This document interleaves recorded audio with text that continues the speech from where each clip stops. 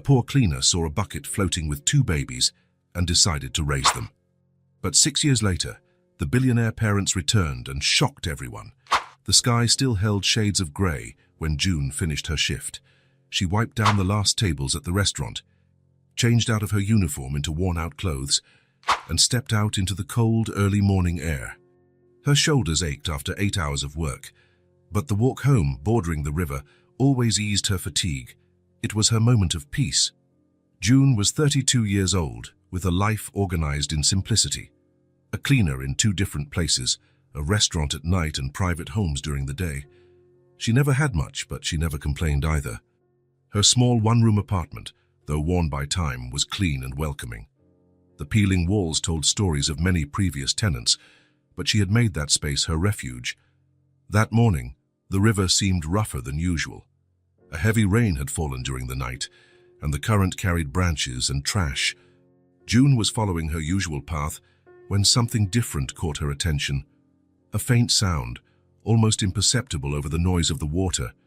She stopped, listened more carefully. It must be just the wind, she thought, trying to convince herself. But the sound came again, a cry, fragile, instinctive. An abandoned cat, maybe, she considered, already moving closer to the bank. What she saw next froze her entire body. Among some branches caught on the rocks, a blue plastic bucket was bobbing. It seemed to be stuck there by chance, as if the current had carried it to that specific spot. And inside it, "My God," she whispered, unable to believe her eyes. 2 newborn babies, tiny, wrapped in soaked blankets that barely protected them.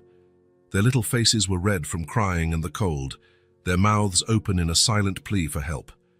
June didn't think. She didn't calculate consequences. She didn't hesitate. She went down the slippery bank, waded into the knee-deep water, and reached the bucket. The icy water soaked through her pants, but she barely felt it. Carefully, she lifted the bucket and brought it to the shore. How could someone... The question died in her throat. The babies looked so small, so fragile. Their skin was cold to the touch. Without wasting time, June took off her coat and wrapped both children together, trying to warm them. They were identical. 2 girls, she realized. Twins.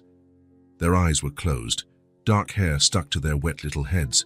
She looked around. There was no one nearby, just the river, the trees, and the silence of the dawn as witnesses. I need to take them to a hospital, she initially thought, but something made her hesitate. She had heard stories. Abandoned children entering the system, separated, growing up in foster homes. And these 2, so small, so alike. Would they be kept together? A strange feeling grew in her chest. She couldn't explain it, but she felt this encounter was not by chance. June had never had a family of her own. Her parents had died when she was a teenager. She had never known the love of a man who would stay. She had never had the chance to be a mother. And now, life had placed in her arms 2 children who desperately needed someone. "You will never be alone again," she whispered, holding them tightly against her chest. Her voice came out firm, like a sealed promise. With the babies in her arms, she walked quickly home. The sun was beginning to rise, lighting her path. Every step was a decision. Every yard took her further from the idea of handing the children over to the authorities and closer to a new life. She arrived at her apartment, out of breath. She locked the door behind her and placed the babies on her bed. Both were still crying, but the sound seemed weaker now. They needed warmth, food, and immediate care. "What do I do? What do I do?" she repeated to herself, rushing back and forth in the small space. June had never cared for a baby before, let alone 2. But her instinct spoke louder. She gathered all her clean towels and warmed them with the small heater in the bathroom. Carefully, she removed the wet blankets and dried the babies. Their little bodies were so small they could fit in her hands. "You are warriors," she said softly as she dried them. "You survived the water, the cold. You're going to be okay." She had no baby clothes, so she improvised with her own softest t-shirts, cutting and tying them like diapers and blankets. She warmed some water and tested it on her wrist, as she'd seen in movies. With an old dropper she found in a drawer, she gave the little ones warm water, one at a time. They need milk, she thought, worried, and a doctor. But how would she explain the presence of these babies? What would she say, that she found them in the river and decided to keep them? Would she be arrested for kidnapping? Would the children be taken away? Fear made her heart race. She looked at the two babies, now calmer in their improvised nest of towels. They were perfect, too small, yes, newborns for sure. They were probably not even 24 hours old. I need help, she concluded. She remembered Martha, an elderly woman who lived 2 floors below. She was a retired midwife, and they sometimes chatted in the hallway. June picked up the babies, wrapped them carefully, and went down the building's stairs, praying Martha was home. She knocked on the door, trying to control the trembling of her hands. When Martha opened it, her eyes widened in surprise. "June!" "What?" "Please, I need your help," June interrupted, showing the bundle in her arms. "I found them in the river. They were in a bucket. They're alive, but I don't know what to do." Martha, with decades of experience helping bring lives into the world, asked no unnecessary questions. She opened the door wide. "Come in, quickly." For the next 2 hours, Martha examined the babies thoroughly. She cut their umbilical cords, which had been poorly tied. She cleaned them properly. She improvised bottles with a formula she assured was good for newborns. "They're healthy, all things considered," she said finally. "They're premature, but not by much, maybe 8 months. But they need a doctor, June, and you need to notify the authorities." June looked at the babies, now asleep after feeding. Her heart had already made a decision that her mind was still trying to process. What if they separate them? What if they go to different homes? Martha sighed. She understood June's fear, but also the legal implications. "What are you thinking of doing, June?" "Keeping them," she answered without hesitation. "Giving them a home, keeping them together." Martha looked at June for a long time. She had known the young woman for years. She saw a quiet loneliness in her, a natural kindness. But she also knew the challenges. It won't be easy. You work 2 jobs, live in a small space, you barely have enough money for yourself. "I'll find a way. I can work more. I can take them with me to my cleaning jobs. I can..." "And legally, what will you say when they ask where they came from?" June hadn't thought about that. How would she explain 2 babies suddenly appearing in her life? Martha came closer and placed a hand on her shoulder.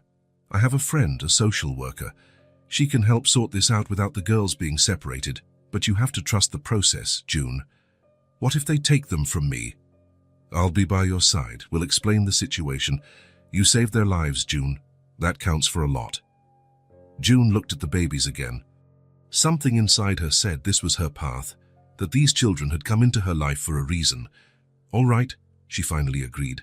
"But until then, they stay with me."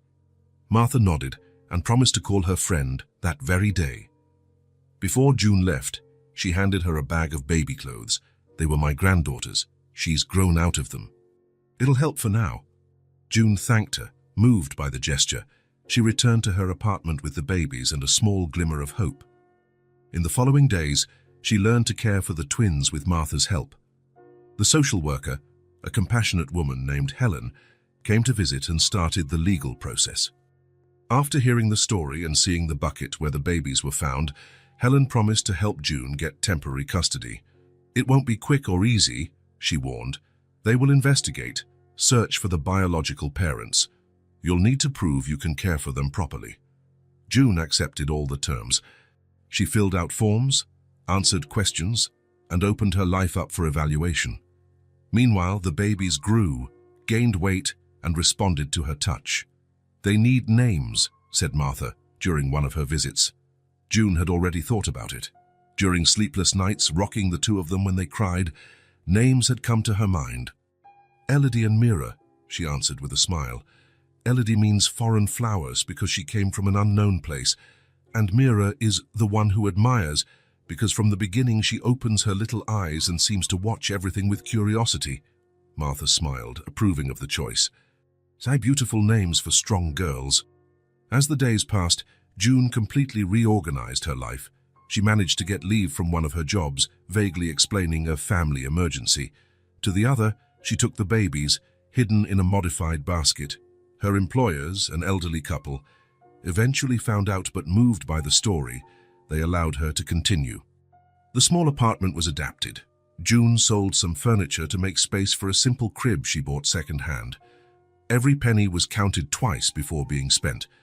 But at the end of each day, when she looked at Elodie and Mira sleeping side by side, she knew it was all worth it. One night, about 2 months after finding the babies, Elodie developed a high fever. June panicked. It was the middle of the night. She had no car, and the nearest hospital was far away. She called Martha, who arrived quickly with baby medicine. It might just be a mild infection, the former midwife reassured her, but we need to monitor it. June didn't sleep.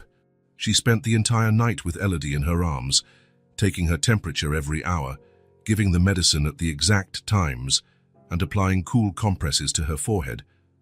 At some point, she realized she was singing, a soft melody made up on the spot, with a voice that trembled with worry and love. "Get well, my little one," she whispered between improvised verses. "Your sister and I need you." The next morning, the fever had broken. Elodie opened her eyes, and for the first time, June saw a small smile on her little face. It was as if the sun had risen inside the apartment. 6 months after that fateful day by the river, Helen brought good news. The search for the biological parents had found no one. No records of missing twins, no reports that matched the description. The process for permanent custody could begin. "There's still a road ahead," Helen explained. "But the chances are good, June.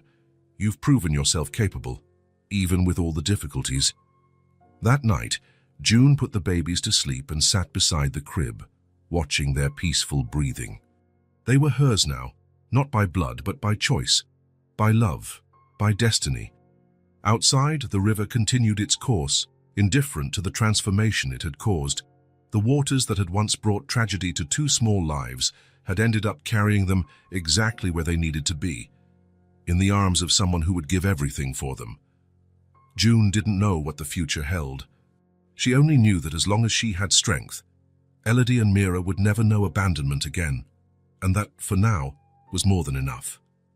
Time passed far too quickly, like water slipping through her fingers. 6 years went by since that cold morning by the river. Now the small apartment that once housed only June was full of life, laughter, and little footprints everywhere. Elodie and Mira were 5 years old. 2 girls identical in features, but completely different in personality. Elodie, the calmer one, spent hours drawing with the worn-out colored pencils June brought from the houses she cleaned. "They're used, but they still have a lot of color to give," June would say, and the girl didn't mind.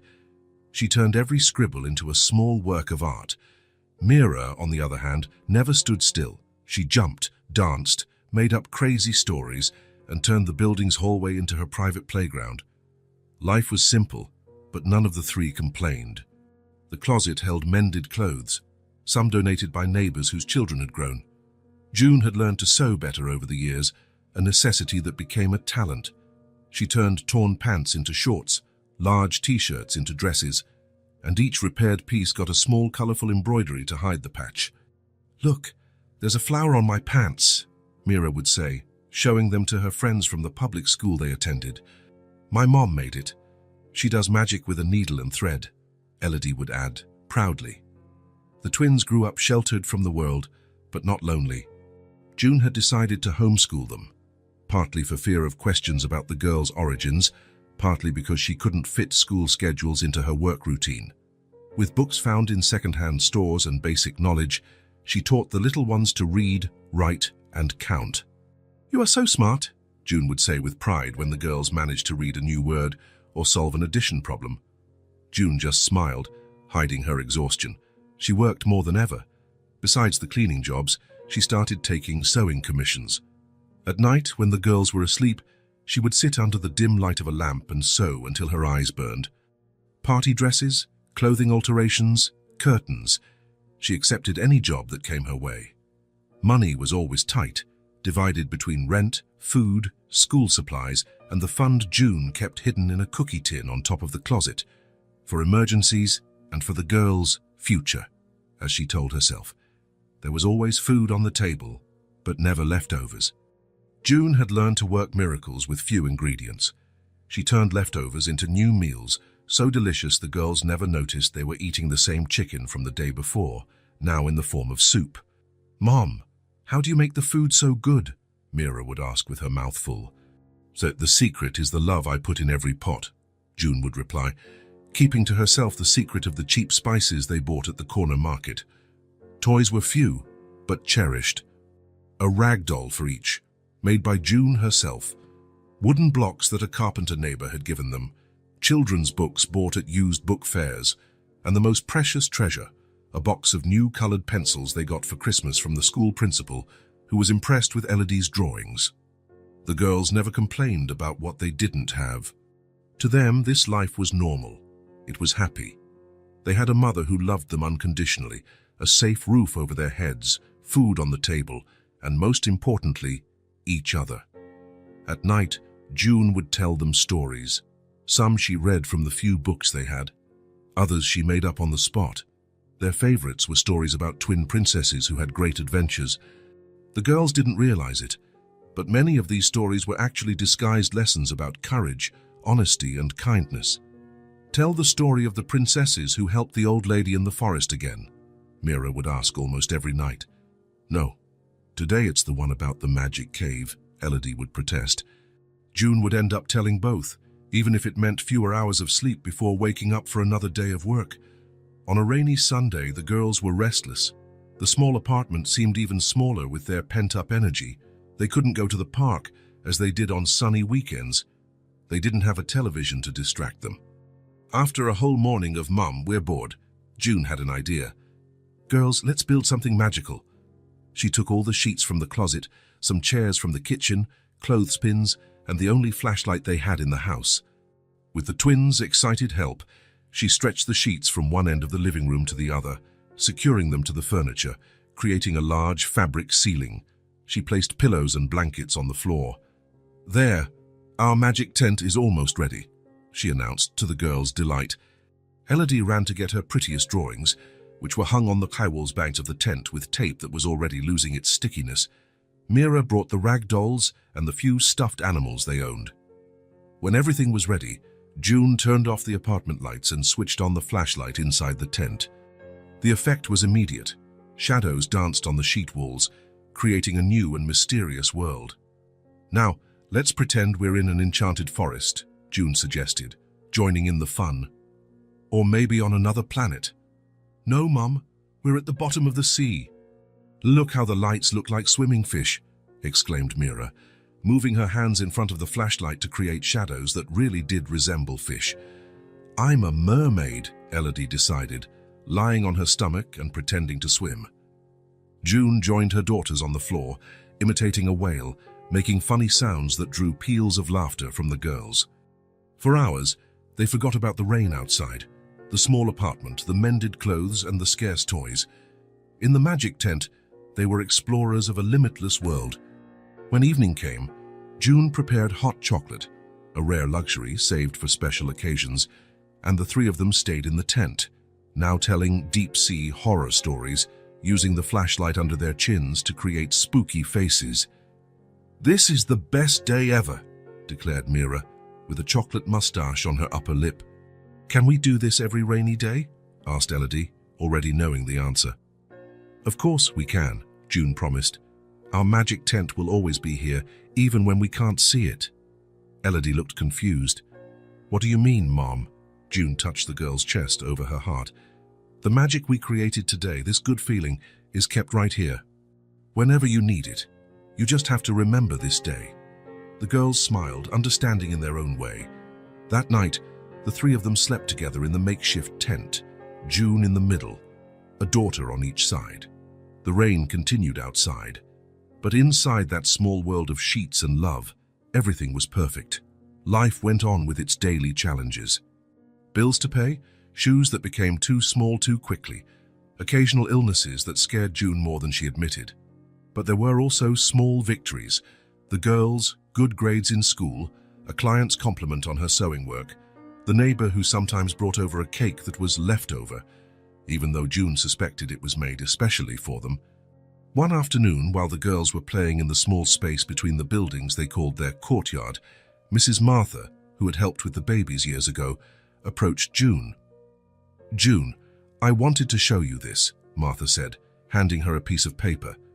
It was a drawing by Elodie, 3 figures holding hands, a large one in the middle, 2 small identical ones on the sides. Above, in childish letters that June had taught her, was written, "My family, the best in the world." "Elodie gave this to me when I visited you yesterday. Many children would draw big houses, cars, toys. She just drew this. And when I asked why, do you know what she said?" June shook her head, too emotional to speak. She said, "Because this is all we need to be happy." I thought you'd like to know. That night, as she watched her daughters sleep, June reflected on the journey she had taken. 6 years of daily struggle, of hard work, of constant worries. 6 years in which every saved penny was a small victory, every smile from the girls a reward. Every night they slept safe and fed an achievement. It hadn't been easy. It wouldn't be easy in the future. But looking at Elodie and Mira, with their identical faces and distinct personalities, June knew she would do it all over again, without hesitation. Those girls, found in the cold waters of the river on a day that now seemed distant, had given her life meaning. And she would fight with all her strength to keep them safe, loved, and happy, no matter what the future held. It was a Saturday afternoon like any other. June had finished her work at the Wilsons' house early and was enjoying the extra time with the girls. In the small space between the buildings, Elodie was drawing with colored chalk on the cement ground, while Mira played hopscotch on makeshift squares. June was sitting on a worn-out bench, mending a small tear in Elodie's blue dress. The sound of a powerful engine interrupted the street's calm. It wasn't common to see luxury cars in their simple neighborhood. Her black Mercedes, shiny and new, slowly pulled up in front of the building. June looked up from her work, more out of curiosity than concern. Probably someone lost, she thought. The girls also stopped their playing, drawn by the different car. Mira, always bolder, took a few steps toward the vehicle. "Mira, come back here," June called, as a precaution. The car door opened. A tall man, about 40 years old, got out first. He wore expensive clothes, dress pants, a well-ironed shirt, leather shoes that shone even in the faint afternoon light. His dark hair was beginning to show a few grey strands at the temples.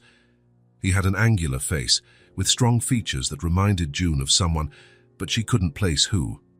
Next, a woman got out from the passenger side. Shorter, she wore a simple dress that June, with her trained seamstress's eye, recognized as expensive. Her hair was black, long, and perfectly styled. She had large, dark eyes that scanned the area with a mixture of apprehension and anxiety. By instinct, June stood up and called the girls to her side. Something about that couple put her on immediate alert. The man looked directly at her, then at the girls, and his face transformed. It was an expression June couldn't decipher. Surprise, emotion, shock. "It's them," he said quietly to the woman beside him, who brought a hand to her mouth. The two began to walk towards June and the girls. Now standing, June instinctively placed herself in front of her daughters, like a protective barrier.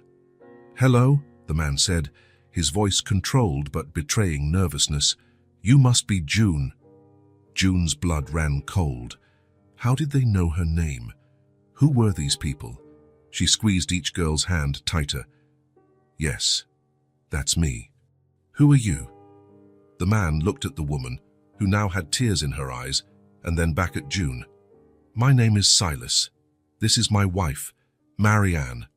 We've been looking for our daughters for a long time." The world seemed to stop for a moment. June felt as if the ground had disappeared from under her feet. Their daughters, it was impossible. After 6 years, how could they just show up like this, out of nowhere? "I don't know what you're talking about," she replied, trying to keep her voice steady. "These are my daughters." Marianne took a step forward, her eyes fixed on the girls hiding partially behind June. "Mira and Elodie," she said, her voice choked with emotion. "When are those the names you gave them?" A shiver ran down June's spine. How did they know their names? How did you find us? What do you want? June asked, unable to hide the tremor in her voice. Silas looked around, noticing that the situation was starting to attract the attention of some curious neighbors watching from their windows. Can we talk somewhere more private? We have a lot to explain. June hesitated. Her mind was racing. Should she call the police, run inside with the girls? But something in the couple's eyes, a mixture of pain, regret, and hope, made her stop. Mommy, who are they? Elodie asked, clutching June's skirt. Why is the lady crying? Questioned Mira, ever the observer. June took a deep breath, trying to find a calm she didn't feel. Let's go upstairs, she finally decided, but just to talk. In the small apartment, the tension was palpable. June had the girls start drawing in the only bedroom, leaving the door ajar to watch them, while she sat with the strangers in the tiny living room. Explain yourselves, she demanded, without offering water or coffee, no pleasantries. Silas and Marianne looked at each other, as if deciding where to begin. It was Marianne who spoke first. 6 years ago, we abandoned our newborn daughters in a bucket by the river near here. The statement, so direct, hit June like a slap. So it was true. These were her girls' biological parents, the ones who had left them to die on a cold night. How could you? The words escaped her mouth before she could contain them, filled with an anger she didn't know she felt. Marianne looked down, while Silas took over the narrative. We were in a desperate situation. I lost my job. We were about to lose our house. Marianne had a difficult pregnancy, complications during childbirth. We had no way to care for one baby, let alone two. That's no excuse to abandon newborn children, June retorted, keeping her voice low so the girls wouldn't hear. We're not making excuses, Silas replied, running a hand through his hair in a nervous gesture. It was the worst mistake of our lives. Something that haunts us every day. I had postpartum depression, Marianne added, her voice barely a whisper. I couldn't even look at them without crying.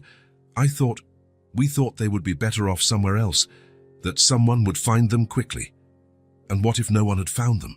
June couldn't hide her outrage. They could have died in that river. We know that, Silas said, his voice heavy with shame. Not a day goes by that we don't think about it, about what could have happened. How did you find me? June asked, still suspicious. Silas explained that after their financial situation improved, he got a good job at a tech company, and years later even became a partner. They started looking for their daughters. They hired private investigators who, after years of searching, finally found records from the social worker who had helped June with the girls' situation. Helen would never reveal information about us, June stated, certain of the discretion of the social worker who had become a friend over the years. She didn't, Silas agreed, but the investigator found public records, then cross-referenced information. It was years of work. And what do you want now? June asked directly, fear forming a knot in her throat. Did you come to take them away? Marianne looked up quickly, surprised by the question. No, of course not. We just want to meet them, to know if they're okay, to be a part of their lives, in some way. June studied the woman's face, looking for signs of a lie. She found none. Only pain, regret, and a timid hope. Dad, they are my daughters, June said, each word filled with emotion. I was the one who pulled them out of that river, who spent sleepless nights caring for them, who taught them to walk, to talk, to read, who dried their tears and celebrated their achievements. We know that, Silas said softly, and we are eternally grateful to you for it. We don't want to take your place. We just want a chance. In the next room, a childish laugh was heard, followed by a whisper. June glanced toward the sound, seeing the two identical little heads peeking through the ajar door. When they realized they'd been seen, the girls quickly hid, giggling softly. They're beautiful, Marianne commented, her voice choked. They seem happy. They are, June replied. Despite everything, they are happy children. A heavy silence settled in the small room, each adult lost in their own thoughts, their own fears. Can I see them up close? Marianne asked hesitantly. June felt her heart ache. All her instincts screamed to protect her daughters, to send these strangers away. but there was something in Marianne's voice, a silent plea, a deep pain that touched her. "Girls," June called, "come here, please." A few seconds passed before Elodie and Mira timidly entered the room, holding hands. They stopped beside June, watching the strangers with curiosity and a little apprehension. "These people want to meet you," June said, trying to keep her voice calm. They knew you when you were babies." The girls looked at Silas and Marianne with curiosity. Mira, always the more direct one, asked, "Are you friends with Mommy?" Marianne opened her mouth to answer, but no sound came out. Tears streamed silently down her face. It was Silas who answered. "We would very much like to be friends with your mum and with you too." Elodie, more sensitive to others' emotions, asked softly, "Why are you crying, ma'am? Are you sad?" Marianne tried to smile through her tears. "No, sweetie. Sometimes people cry when they're very happy. And I am very, very happy to meet you." Mira took a step forward, analyzing Marianne's face carefully. "Your eyes are like mine," she observed, tilting her head. June felt a pang in her chest. It was true. Marianne's large, dark eyes were identical to Mira's and Elodie's, something that had always puzzled her, as they didn't resemble her own. Silas slowly extended his hand, as if wanting to touch one of the girl's hair, but he held back. His gaze met June's, silently asking for permission. June didn't know what to do. She felt like she was on the edge of a cliff. These strangers, with their expensive car and fine clothes, could change everything. They could take away what she loved most in the world. They could destroy the family she had built with so much love and sacrifice. But she also saw in their eyes a genuine pain, a sincere regret. And above all, she saw in the girls something she couldn't deny: the features, the gestures, the genetic heritage that didn't come from her. "It's getting late," she said finally. "I think it's time for you to go." Silas nodded, understanding. He stood up and helped Marianne do the same. "Can we come back another day?" he asked as they walked to the door. "Just to talk, to get to know them better." June looked at her daughters, who were watching the scene with curious eyes. The past had finally knocked on her door, threatening everything she had built. But running away was not an option. It had never been her way of dealing with problems. "I'll think about it," she answered honestly. "I need time." Marianne, already at the door, turned one last time to look at the girls. "Thank you," she said simply. "Thank you for taking such good care of them." When the couple left, June closed the door and leaned against it, feeling her legs go weak. Elodie and Mira came closer, looking at her with curiosity. "Who were they, Mommy?" Elodie asked again. June hugged them both tightly, as if she feared they might disappear at any moment. "They're people from the past," she answered vaguely. "I will talk about it later, okay? Now how about we finish that game we started?" The girls, easily distracted, as 5-year-olds often are, ran back to the bedroom. June remained where she was for a few more moments, trying to process everything that had happened. The past had come back to haunt her. And now she had to decide how to protect her future, the two girls who were her entire life. 3 days passed since the unexpected encounter. June could barely sleep, tossing and turning in the narrow bed she shared with the girls. During the day, she worked mechanically, her mind always returning to that elegant couple and their looks full of regret. On the 4th night, the phone rang, a rare luxury June had only managed to install the previous year for emergencies. "Hello?" she answered, apprehensive. "June, it's Silas." The voice on the other end sounded hesitant. "I hope I'm not disturbing you." June looked at the girls playing on the worn rug in the living room. She moved away a little, lowering her voice. "What do you want?" "We'd like to visit them tomorrow, just to talk, to get to know the girls better. If you'll allow it, of course." June closed her eyes. A part of her wanted to refuse, to tell the man never to call again, to protect her family from any external threat. But another part, the part that always tried to do the right thing, even when it hurt, knew she couldn't just ignore the couple's existence. "At 4 in the afternoon, she finally replied. "After I get back from work, 1 hour, no more." When she hung up, Elodie came over, curious. "Who was that, Mommy?" June knelt to be at the girls' level. Remember those people who came to visit us the other day? They're coming back tomorrow. Why? Asked Mira, frowning. They want to get to know you better. The girls exchanged glances, that silent communication that only twins seem to have. Are they bad people? Asked Elodie, always worried. June hesitated. How to explain something so complex to 5-year-old children? No, sweetie, they're not bad people, just people who made mistakes, like all of us. What mistakes? Mira insisted. June took a deep breath. She knew this moment would come, but she didn't expect it to be so soon. Let's talk about it tomorrow, okay? After they leave. The next day, promptly at 4, a soft knock sounded on the door. June opened it to find Silas and Marianne standing in the hallway. He was holding a large bag, she a bouquet of simple flowers. Thank you for having us, Marianne said, extending the flowers. June accepted the gesture, not knowing how to react. She gestured for them to enter, noticing how out of place the couple seemed in the small apartment. Elodie and Mira were sitting at the kitchen table, coloring on reused paper June brought from work. They looked up as the visitors entered, but didn't run to hide like the first time. Hello, girls, Silas greeted them with a nervous smile. We brought you a few things. From the bag, he pulled out 3 new children's books with colorful, shiny covers, a box of paints with colors the girls had never seen before, and a board game still wrapped in plastic. The twins' eyes widened at the sight of the gifts. June felt a pang in her chest. She had never been able to give them things so new, so beautiful. What do we say when we receive gifts? She reminded them, trying to maintain normalcy. Thank you, they replied in unison, still admiring the items on the table. Can we see the books? Elodie asked shyly. Of course, Marianne replied, approaching slowly. This one tells the story of 2 sisters who find a magical forest. Soon the girls were flipping through the books, enchanted by the illustrations.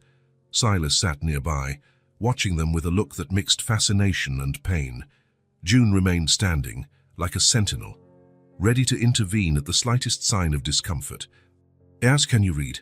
Mira asked Marianne, pointing to a word in the book. Yes, I can, she replied softly. Do you want me to read to you? Mira nodded, and Marianne began to read the story aloud.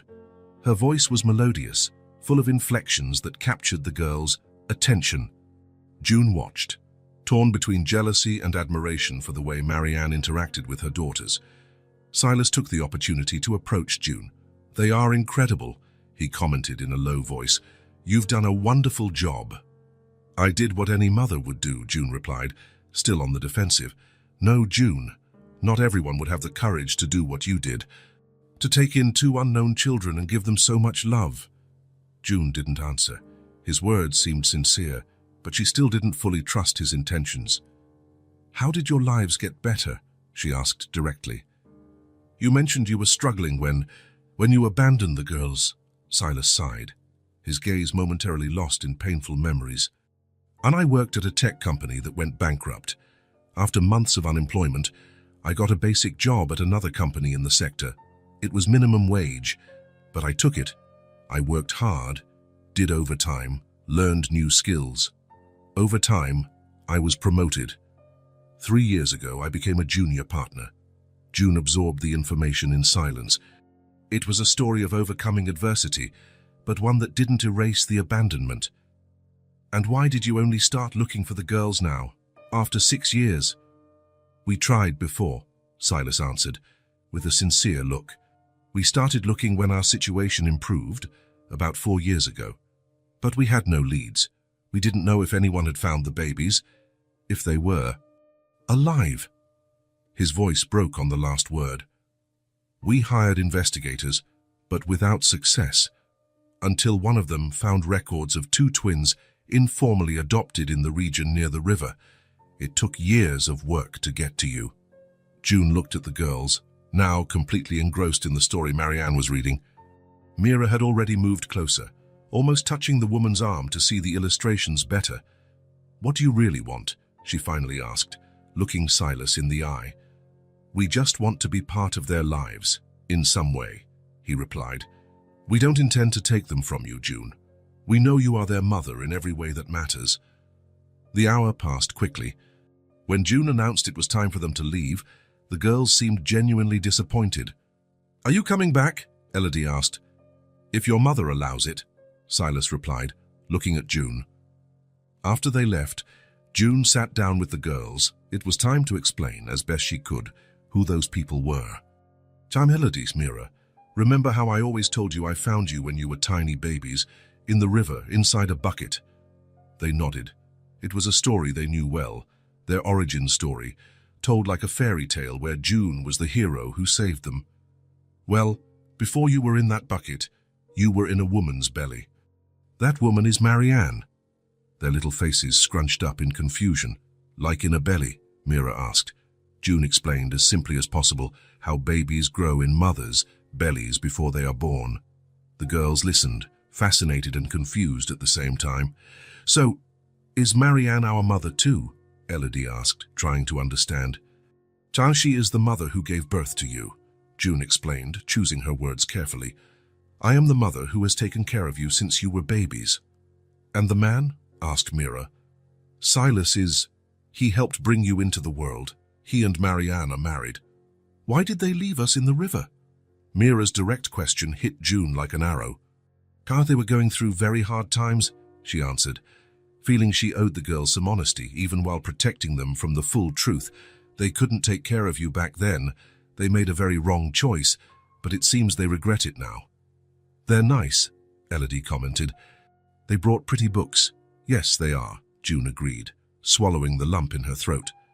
In the following weeks, the visits continued. Twice a week, Silas and Marianne would show up, always bringing small gifts, nothing extravagant after the first day, respecting the boundaries June had set. Sometimes it was just homemade cookies made by Marianne. Other times it was art supplies for Elodie or small educational toys. The girls, initially cautious, gradually opened up. Their natural curiosity overcame their distrust. June watched this growing closeness with conflicting feelings, happy to see her daughters forming new bonds, terrified at the possibility of losing them to people who could offer so much more than she could. A month after the first visit, during an afternoon when they were exploring the paints they had received, something significant happened. Marianne was showing Elodie how to mix colors to create new shades, while Silas helped Mira build a small house with wooden blocks. June had stepped out to prepare a simple snack in the kitchen. When she returned, she found Mira sitting spontaneously next to Marianne, painting with concentration. The girl, always the most independent and cautious with strangers, had switched places on her own accord, moving closer to the woman.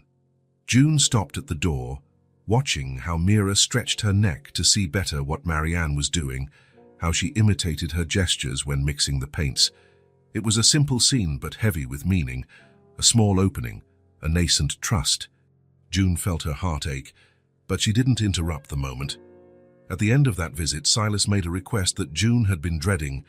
"We'd like to take the girls for an outing next Saturday," he said, "to the amusement park that opened in the next town over.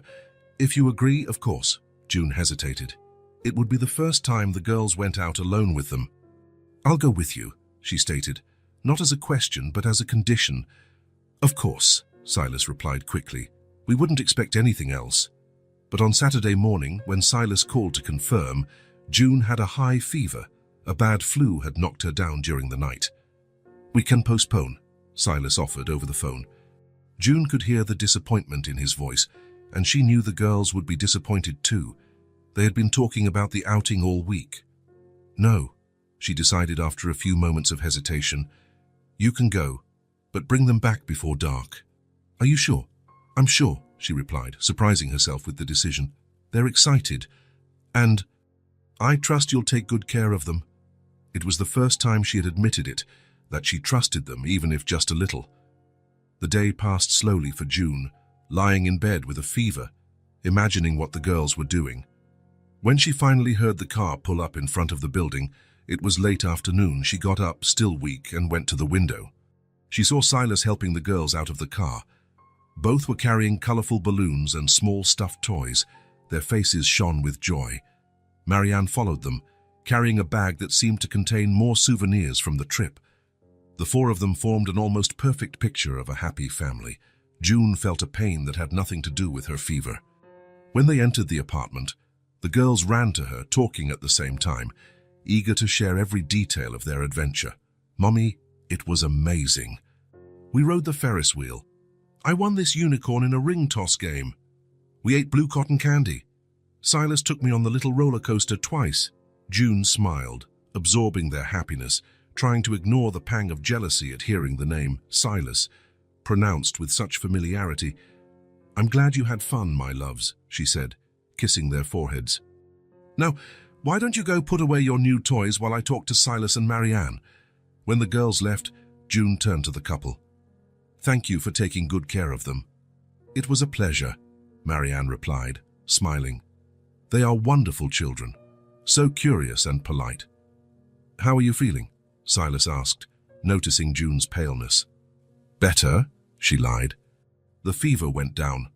We brought medicine," Marianne said, taking a box from her purse. "And also soup. It's in a thermos. It should still be warm." June accepted, surprised by the considerate gesture. Just then, Elodie and Mira came running back. "We're going to tell Mommy June all about it," Elodie exclaimed, jumping with excitement. "Everything we did today," the comment, so innocent, fell like a silent bomb in the room. June saw the impact on Silas and Marianne's expressions, a painful reminder that, despite their growing closeness, they were still strangers to the girls. They weren't Daddy and Mommy. They were just Silas and Marianne, nice people who took them on outings. Marianne tried to hide it, but her eyes filled with tears. Silas put his arm around her shoulders in a protective gesture. "Of course, tell her everything," he said, forcing a smile. "Your mother needs to know all about your adventures." The girls launched into an enthusiastic and disjointed narrative, jumping from one attraction to another, interrupting each other. June listened to them, but her eyes occasionally turned to the couple. She saw in them a mixture of joy for the shared day and sadness for the distance that still existed. When they finally said goodbye, it was already night. The girls, exhausted from the day's excitement, fell asleep quickly. June stayed awake, mentally replaying the events of the past few weeks. The presence of Silas and Marianne had brought changes, some good, like the girls' more frequent smiles, the sparkle in their eyes as they discovered new things, but it had also brought insecurities, doubts about the future, fear of losing what she loved most. Meanwhile, in another part of the city, Silas and Marianne also lay awake, in the king-size bed of their comfortable home. "They called us by our names the whole time," Marianne said at last, breaking the silence. "Silas, look at that." "Marianne, can I have more?" "It's natural," Silas replied, holding her hand. "We're still new in their lives. We need to be patient. What if they never see us as parents? What if we're always just visitors?" Silas had no answer for that. He knew they had made a terrible mistake, one that might never be fully repaired. June had been the constant in the girls' lives, the safe rock, the unconditional love. They were just figures who had appeared out of nowhere, trying to build bridges over a chasm they themselves had created. "One day at a time," he said finally. "That's all we can do." Marianne nodded, wiping away a silent tear. The memories of that day, the girls' smiles, their little hands holding theirs on the Ferris wheel, the growing trust in their eyes, were too precious to be overshadowed by the pain of a title they might never receive. "One day at a time," she repeated, like a promise. It was late afternoon when the phone rang. June was finishing up dinner prep while the girls drew at the kitchen table. Her fingers still smelled of garlic when she answered. "Hello, June?" Silas's voice sounded different, tired, worried. "Sorry to call like this, but—" He paused, as if searching for words. "Is something wrong?" June asked, feeling a pang of concern. "It's Marianne," he answered finally. "She's sick." June waited for him to continue, holding the phone tighter. "Pneumonia. It started as a simple cold 2 weeks ago, but it got worse. She's been in the hospital since yesterday." "I'm so sorry," June said, sincerely. Despite all the complications the couple had brought into her life, she wished no harm on either of them. "Now the doctors say she'll be fine, but it will take time. The problem is—" Silas hesitated again, She keeps asking for the girls. She's very down, and I think seeing them could help her recovery." June closed her eyes. Over the past few months, she had established a comfortable routine with Silas and Marianne. Visits twice a week, always at her apartment, always under her supervision. An occasional outing on Sundays when June could accompany them. Clear boundaries, unspoken but respected rules. A hospital visit would be a deviation from those rules. "I understand it's a difficult request," Silas continued, interpreting June's silence. Perhaps it would mean so much to her. June looked at the girls, focused on their drawings. In recent months, they had formed a genuine bond with the couple. They talked about them during the week, asked when they would be back, and showed excitement for each visit. They still didn't call them Dad and Mom, and June secretly thanked God for that, but they had accepted them into their lives. "I'll ask the girls," she said finally. "If they want to go, I won't stop them." "Thank you, June." Silas's voice trembled slightly. "Really, thank you." After hanging up, June sat down with Elodie and Mira. She explained as simply as possible that Marianne was sick and in the hospital. "How is she sick?" Elodie asked, frowning with concern. "She has an infection in her lungs. It's like a very bad flu," June explained. "She's taking medicine and will get better, but she's feeling sad and would like to see you." "Hospitals are scary," Mira commented, biting her lip. "I know, sweetie, but sometimes we have to be brave to help people who care about us." The girls were silent for a moment, processing the information. It was Elodie, usually the more cautious one, who spoke first.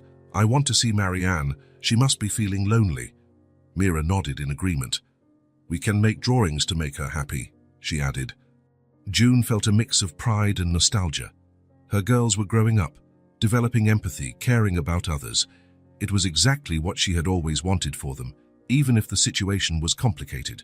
"I'll call Silas and tell him you want to go," she said, kissing each on the forehead. "Now let's finish dinner."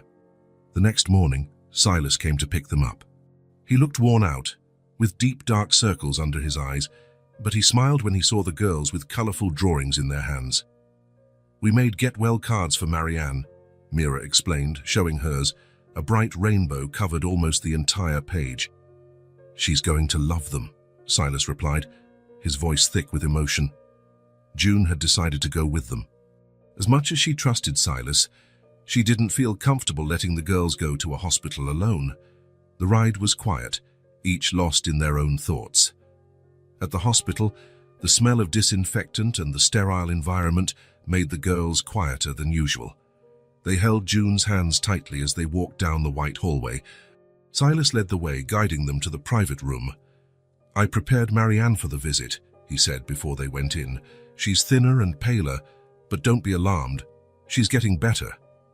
June nodded, lightly squeezing her daughter's hands as a sign of reassurance. When they entered, they found Marianne reclining in the hospital bed. Silas hadn't exaggerated. She looked like she had lost several pounds in a short time. Her naturally fair skin was almost translucent. An oxygen mask rested beside the bed, apparently used only when needed. But her eyes, the same dark eyes Elodie and Mira had inherited, lit up when she saw the girls. A faint but genuine smile appeared on her lips. "You came," she said in a hoarse voice, extending a trembling hand. The girls hesitated for a moment, intimidated by the environment and Marianne's frail appearance. June gave their backs a gentle nudge, encouraging them. "We made drawings for you," said Elodie, being the first to approach. She handed her card, where she had drawn colorful flowers around the words "Get well soon," written in her childish handwriting. "It's beautiful," Marianne replied, her eyes already shining with unshed tears. "Thank you, sweetie." Mira was next, showing her rainbow.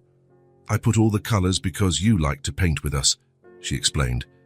Marianne took both drawings and pressed them to her chest, as if they were precious treasures.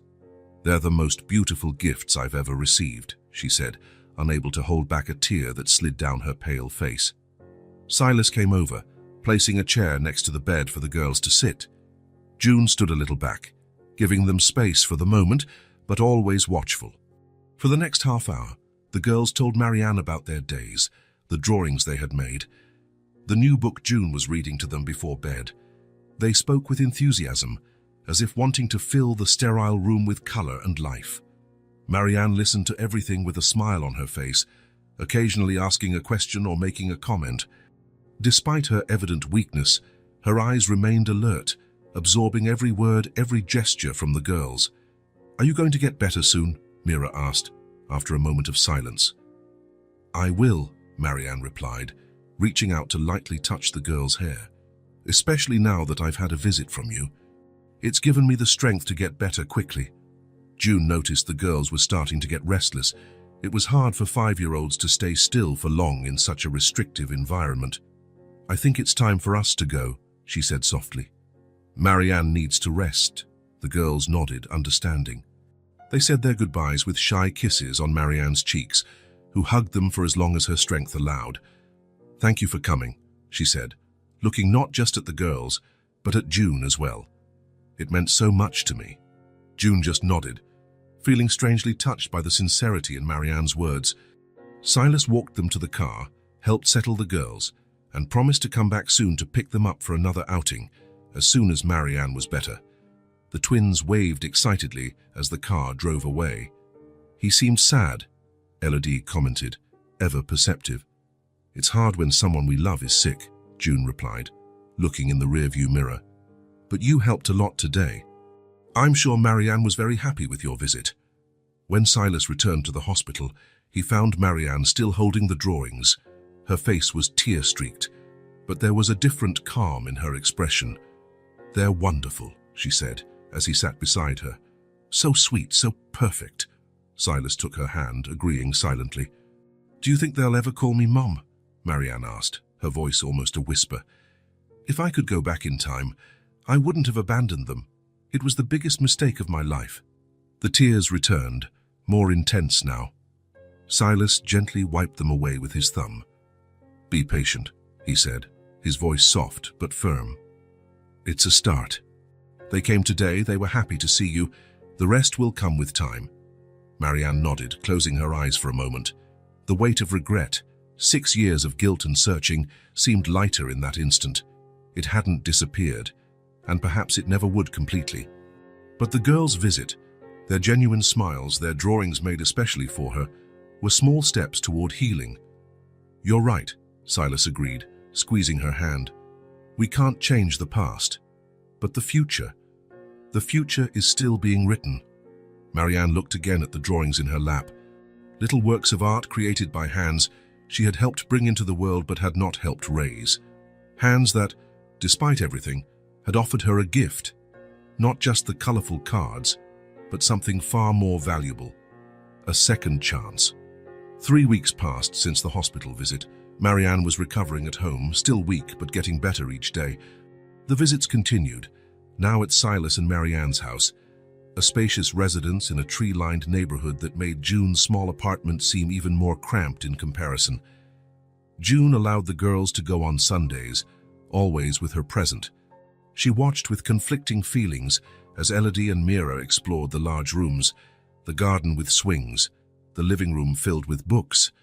She saw the sparkle in their eyes with each new discovery, each new toy, each new experience she could never provide. On this particular Sunday, the atmosphere seemed different. Marianne was quieter than usual, casting nervous glances at Silas from time to time. He also seemed tense, checking his watch repeatedly. After lunch, when the girls went to play in the garden, Silas approached June. "Can we talk? In private?" June felt a tightness in her chest. For months she had dreaded this moment, not knowing exactly what it would be like, only certain it would come. "Of course," she replied, keeping her voice steady. They went to Silas's office, an elegant room with floor-to-ceiling bookshelves and a large, dark wood desk. Marianne was already waiting there, sitting in a leather armchair, her hands restless in her lap. Please, have a seat," Silas said, indicating another armchair. June remained standing. "I'd prefer you to be direct," she said, crossing her arms as if to shield herself from what was coming. Silas and Marianne exchanged glances. It was he who spoke. "June, over these months, we've seen how much you love the girls and how well you've cared for them all these years. Our gratitude is eternal. But, June prompted, feeling the blood pound in her temples. But we've also realized they could have more opportunities, Silas continued.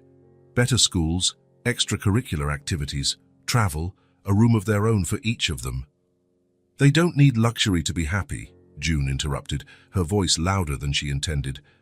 It's not just about luxury, Marianne intervened softly. It's about opportunities, about their future. We've decided to file for custody, Silas said finally, the words falling like stones into the silence of the room. June felt as if she'd been punched in the stomach. Even though she had anticipated this moment, nothing had prepared her for the sharp pain she felt. You promised, she said, her voice trembling. You promised you wouldn't try to take them from me. We don't want to take them completely, Marianne explained quickly. We're thinking of shared custody. You would continue to be a part of their lives. A part. June felt her control slipping away. I am their mother. Who was there when they had a fever? When they learned to walk? When they had nightmares? Who worked 2 jobs to feed them? And we appreciate that, Silas said, keeping his voice calm. But we are the biological parents. We have legal rights. And more importantly, we have the means to give them a future that you alone cannot provide. June felt tears burning in her eyes but refused to let them fall. You abandoned them, she said through clenched teeth. You left them to die in that river. What kind of rights does that give you? Marianne looked down, her face contorted in an expression of pain. We made a terrible mistake, Silas admitted, and we've spent 6 years regretting it, searching for a way to fix it. This is our chance, June, our chance to do the right thing by the girls. The right thing? June let out a bitter laugh. The right thing would be to leave them with the only mother they've ever known, in the only house they consider home. June, Marianne stood up, approaching cautiously. We don't want to be your enemies. We want to work together, for the good of the girls. If you wanted what was best for them, you wouldn't be doing this. June knew she was losing control, that her emotions were raw, but she couldn't help it. The fear she had been suppressing for months was finally overflowing. We've already hired a lawyer, Silas said, his voice firm but not cruel. The preliminary hearing is set for next week. It would be better if we could reach an agreement before then. An agreement? June shook her head in disbelief. There is no agreement possible when it comes to my daughters. June, please, Marianne insisted. Think of the girls. A court battle will be painful for everyone, especially for them. Just then the office door opened. Elodie and Mira were peeking in, their eyes wide, frightened by the raised voices. Mommy, Elodie called, her small voice trembling slightly. Is everything okay? June took a deep breath, forcing herself to regain her composure. The girls shouldn't witness this, shouldn't feel the weight of this conflict. Everything is fine, sweetie, she replied, forcing a smile. We're just finishing our conversation. Why were you yelling? Asked Mira, always direct. I wasn't yelling, honey, just talking a little louder. Silas approached the girls, kneeling to be at their level. Your mum and we were talking about grown-up things. Sometimes grown-ups get a little excited when they talk, he explained gently. The girls didn't seem convinced. Their little eyes darted from June to Silas and Marianne, sensing the tension in the air. I think it's time for us to go home, June said, moving toward her daughters and taking their hands. Let's get your coats, but we haven't played on the new swing yet, Mira protested. Another day, June replied firmly. We need to go today. As she helped the girls get dressed, June avoided looking at Silas and Marianne. She felt betrayed, deceived. For months they had built a relationship based on what she believed was mutual respect, only to find out they were planning this all along. We'll talk more about this later, Silas said, as they were at the door. Calmly. There's a lot to consider. June just nodded stiffly, unable to trust her voice to reply. On the way home, the girls were unusually quiet, sensing their mother's change in mood. June tried to hide her anguish, but her thoughts were in a turmoil. How could she fight them? She had no money for lawyers. She didn't have a big house, nor could she provide private schools. What did she have to offer besides love? Mommy, why were you mad at Silas and Marianne? Elodie finally asked, breaking the tense silence. June took a deep breath. How to explain something so complex to 5-year-old children? I wasn't mad, sweetie. We just disagreed about some things. What things? Mira insisted. Grown-up things, June replied, repeating Silas's evasive explanation. Almost nothing you need to worry about. But the girls were too perceptive to be so easily fooled. They felt the shift, the invisible weight that now hung over them. For the rest of the day, June tried to maintain normalcy. She cooked the girls' favorite dinner, read stories, and organized a small painting session at the kitchen table. But her smile didn't reach her eyes, and her mind kept returning to the conversation in Silas's office. When she finally put the girls to bed, June remained seated beside the bed, watching their sleeping faces. The dim light from the lamp cast soft shadows on their identical features. So small, so innocent, unaware of the storm brewing around them. June reached out, lightly touching Elodie's dark hair, then Mira's.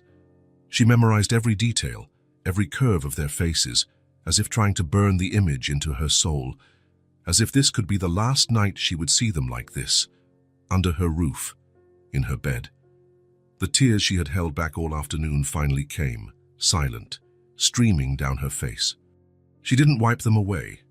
She let them fall, witnesses to her pain, her fear, her fiercely protective love, and so she stayed, watching over her daughters, sleep until the early hours of the morning.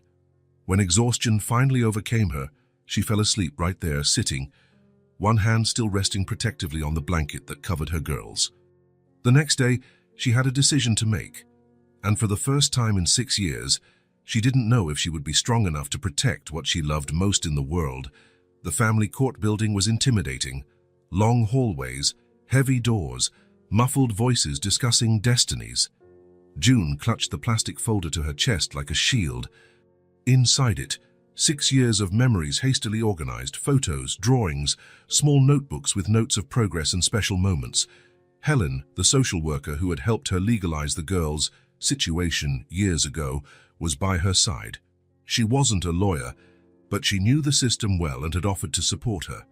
"So I take a deep breath," she advised, placing a hand on June's shoulder. "Remember what we talked about. Be honest, show your love for the girls, but don't attack Silas and Marianne.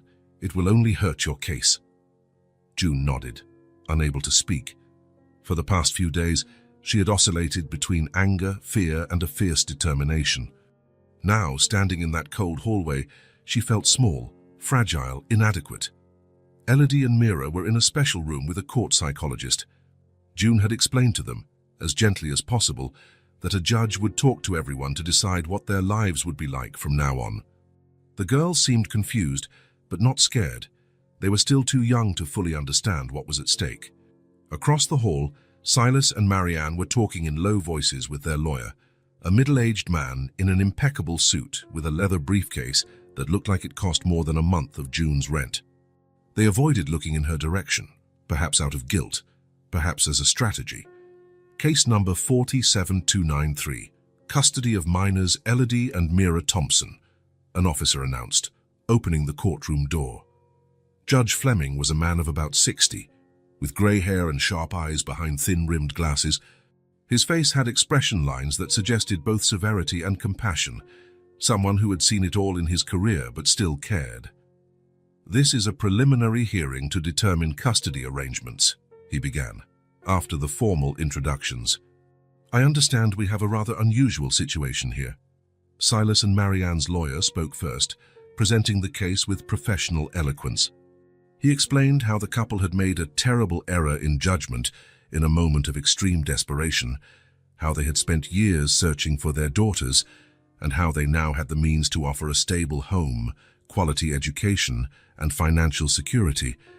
"My clients recognize and value the role that Mrs. Thompson has played in the girls' lives," he concluded. But as the biological parents, they are exercising their legal right to request custody, offering to share it in a way that serves the best interest of the children. When it was her turn, June felt her throat go dry. Helen gave her a slight encouraging nudge. "Your Honor," she began, her voice firmer than she expected, "I haven't prepared a fancy speech. I just brought the truth. She opened the folder and took out a crumpled photo, the first one she had taken of the girls, a few weeks after finding them. "This was the beginning of our family," she said, handing the photo to the judge. "Two abandoned babies and a lonely woman, learning to be a mother overnight." Next, she pulled out a small cloth shoe. "I made this little shoe for Elodie when she started taking her first steps.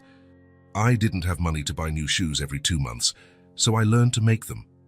One by one, June presented the treasures from her folder. Mira's first recognizable drawing, a circle with 2 sticks that she proudly called Mommy. The notebook where she wrote down every new word the girls learned.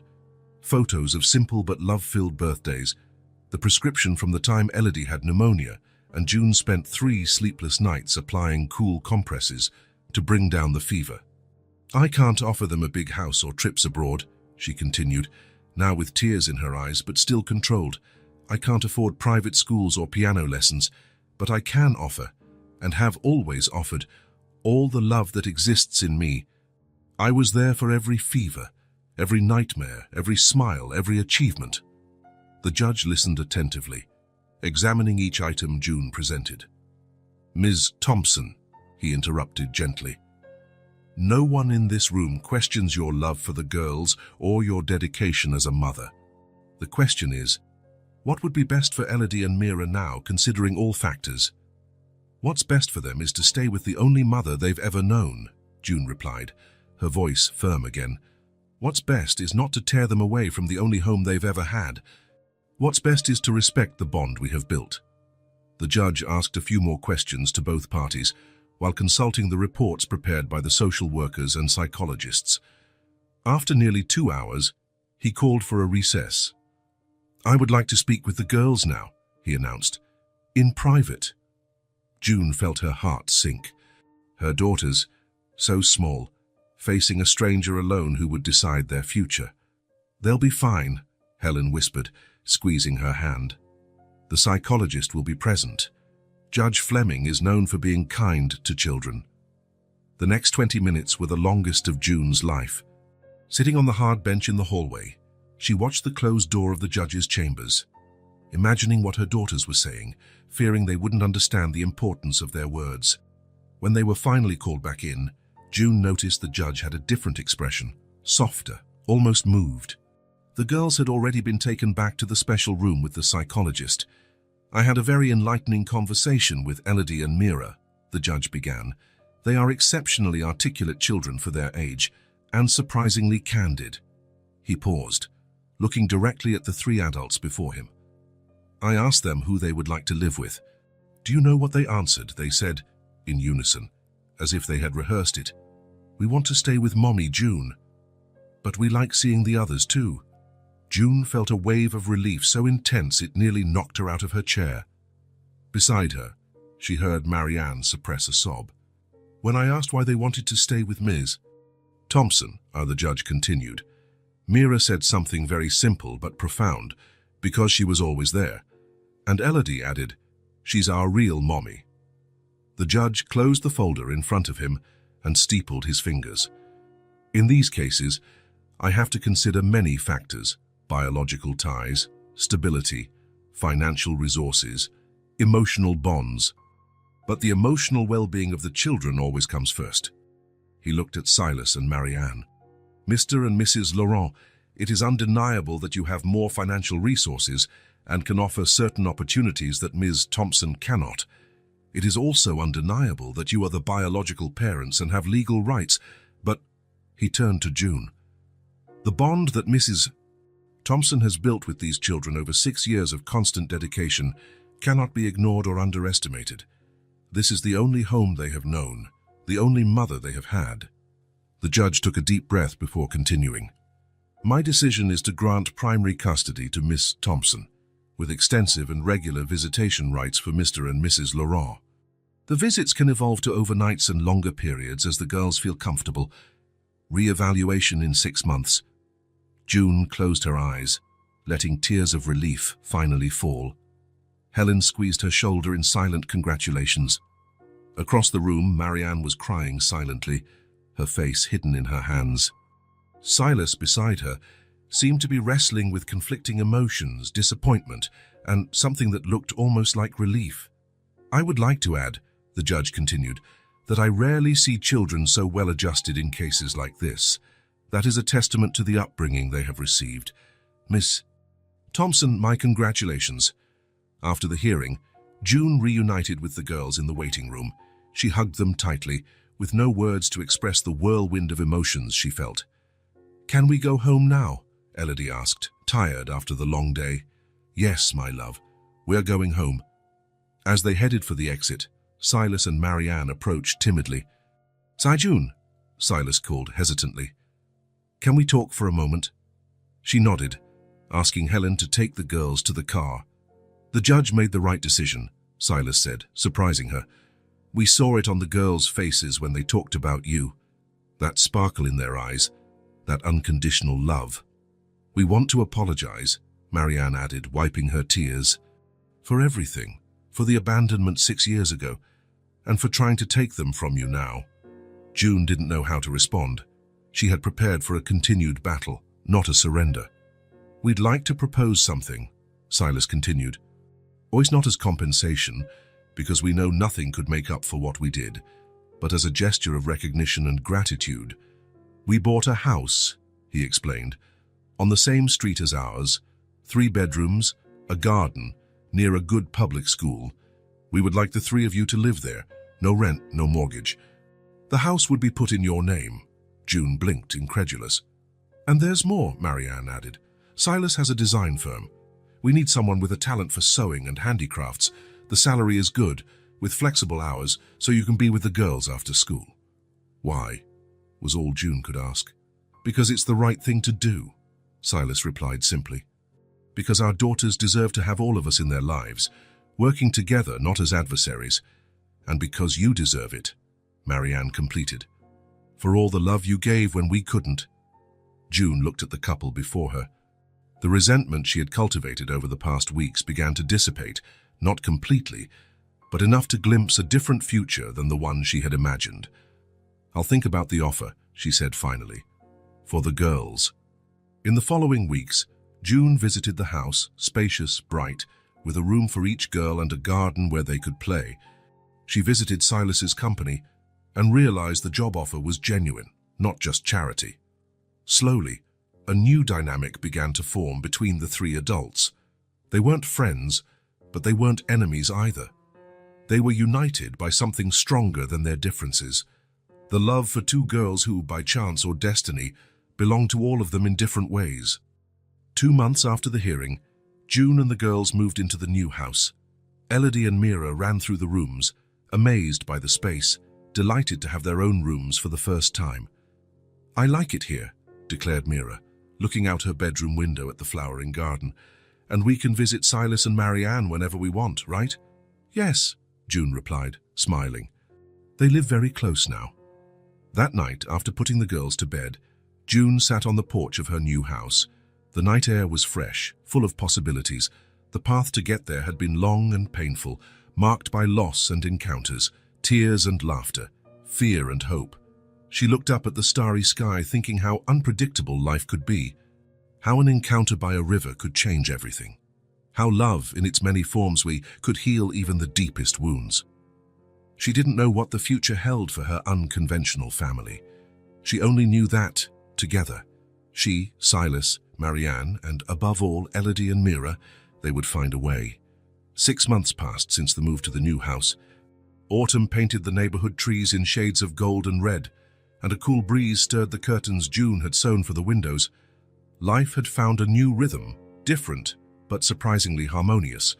The girls, now almost 6, attended Westfield Elementary School, just a few blocks away. It was a public school, but with an excellent reputation. For the first few weeks, June walked them every day.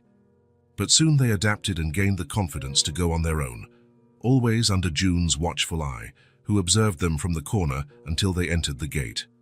At Silas's company, June found not just a job, but a purpose.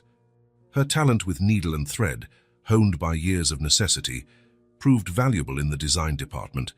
She started with small projects, but soon her skills were recognized, and she began to lead the development of prototypes for a new product line. The relationship between the three adults had evolved from a tense truce to a functional partnership. They weren't exactly friends, but they had found a delicate balance that worked. The girls spent 2 days a week at Silas and Marianne's house, usually Wednesdays and Sundays. Holidays and special dates were celebrated together at one house or the other. On a particularly sunny Sunday, Silas and Marianne took the girls to a fall festival on the outskirts of the city. June couldn't go. She had an important deadline at work, but she encouraged the outing. "Bring back lots of pictures," she requested, kissing her daughters on the forehead before they left. The day was magical for the twins. The festival had everything children their age could wish for: popcorn, cotton candy, carousels, games, and a large hay bale maze. Silas and Marianne captured every moment, every smile, every expression of wonder. On the way back, late in the afternoon, the girls were exhausted but happy. In the back seat of the car, Elodie was already dozing, her head resting on her sister's shoulder. Mira, always the most resistant to sleep, looked out the window at the trees passing in colorful blurs. "It was the best day," she declared suddenly, breaking the comfortable silence that had settled in the car. Silas smiled in the rearview mirror. "I'm glad you enjoyed it, little one." "Can we come back next year?" Mira asked, yawning. "Of course, we can," Marianne replied, turning to look at the girl. "We'll make it a tradition," Mira smiled, her eyes heavy with sleep. When the car finally stopped in front of June's house, Silas turned off the engine and got out to help the girls. Elodie was still asleep, so he carefully picked her up in his arms. Marianne held Mira's hand, who was staggering with sleep, and together they walked up to the porch. June opened the door before they even rang the bell, smiling at the sleepy state of her daughters. "Looks like the day was a success," she commented, signaling for them to come in. "It was amazing, Mommy," Mira murmured, rubbing her eyes. "We ate candy apples and found our way out of the maze all by ourselves." "That's wonderful," June replied, genuinely happy for the girls' experience. "You can tell me all the details tomorrow, okay? Now it's time for a quick bath and bed." Silas gently placed Elodie on the sofa, where she stirred but didn't wake up. June thanked him with a nod and went to help Mira take off her coat. "Good night, Princess," Silas said goodbye, kissing the top of Mira's head. "Rest well." "Good night," Marianne added, kneeling to hug the girl. Mira returned the hug and then, in a natural movement, kissed Marianne's cheek and said, "Good night, Mommy." She turned to Silas and, with the same naturalness, added, "Good night, Daddy." A sudden silence fell over the room. Those simple words, Mommy and Daddy, had never been used by the girls to refer to Silas and Marianne before. The moment seemed to freeze in time. Silas stood paralyzed, his eyes suddenly welling up. He tried to hide it, clearing his throat and adjusting his shirt collar, but it was too late. Tears were already streaming freely down his face. Marianne, still kneeling, remained motionless for an instant, as if she couldn't believe what she had just heard. Then, without a word, she opened her arms again and pulled Mira into a tight hug. Next, she extended an arm to the sofa and included the still sleeping Elodie in that moment. June watched the scene with conflicting emotions. A part of her felt a pang of jealousy, of fear of losing the special place she held in her daughters' hearts. But another part, larger, more generous, recognized the beauty of that moment, the healing it represented for everyone. "They called you Mom and Dad," she said softly, meeting Silas's emotional gaze. "It's what you are." That night, after Silas and Marianne had left and the girls were sound asleep, June sat on the porch with a cup of tea. The starry sky above seemed particularly bright. She took a deep breath, absorbing the tranquility of the night and the strange peace she felt. Mira's words had sealed a new phase in their lives. The titles of Mommy and Daddy no longer belonged exclusively to June. They were now shared, but somehow that didn't diminish her role. It only expanded the circle of love around her daughters. 2 weeks later, a special date arrived. It had been exactly 6 years since that cold morning when June found the bucket with the newborns by the river. The date, which she used to celebrate only with the girls, would now be celebrated together. They decided to have a small party in the garden of June's house. The day was perfect, Clear sky, mild temperature. Flowers blooming in the beds that Marianne had helped plant. Silas brought an elaborate cake, ordered from the best bakery in town. 2 sugar dolls on top, identical, holding hands. Marianne decorated the garden with colorful balloons and ribbons. June prepared the girls' favorite dish, pasta with homemade fresh tomato sauce. The twins, excited about the celebration, ran around the garden, showing Silas and Marianne the special corners they had discovered, the perfect tree to climb, the bush where a bird had made a nest, the secret place where they hid their treasures. When it was time to cut the cake, everyone gathered around the table. The girls, now officially 6 years old, had their faces lit by the candlelight. "Before we sing happy birthday," Silas said, clearing his throat, "I'd like to make a toast." He raised his glass of lemonade. Alcoholic beverages had been banned from the celebration by joint decision. To 6 years of miracles, to 2 wonderful girls who taught us the true meaning of family. And to June, he paused, searching for the right words, to the woman who saved our daughters and in a way saved us too. Marianne, with tears in her eyes, raised her glass. And to second chances and to hearts that grow to accommodate more love. June looked around, at the excited girls, at the emotional Silas and Marianne, at the flowering garden of her new home, at the unexpected life she had found. She raised her own glass. "It doesn't matter where it started," she said, her voice firm. "It matters where it's arrived." They sang happy birthday, cut the cake, and laughed at old stories. The girls blew out the candles together, holding hands, as they had done on all previous birthdays. But this time, there was something different, a complete circle, an expanded family, a broader future. As the sun began to set, Silas suggested a photo to mark the occasion. He set up the camera on a tripod and programmed the timer. "Everyone together," he called, running to join the group. The 5 of them huddled together, arms intertwined, with sincere smiles. Elodie and Mira in the center, June on one side, Silas and Marianne on the other. The family that no one could have imagined, but that somehow made perfect sense. The flash went off, capturing that moment forever. 5 people united not by blood or obligation, but by choice, by forgiveness, by love. A story that had begun with abandonment and hopelessness, but had found its way to healing and acceptance. A love that didn't divide, it only multiplied. If this story touched your heart, subscribe to the channel and turn on notifications so you don't miss the next ones. Leave a like because it helps this story get recommended to more people. See you in the next story.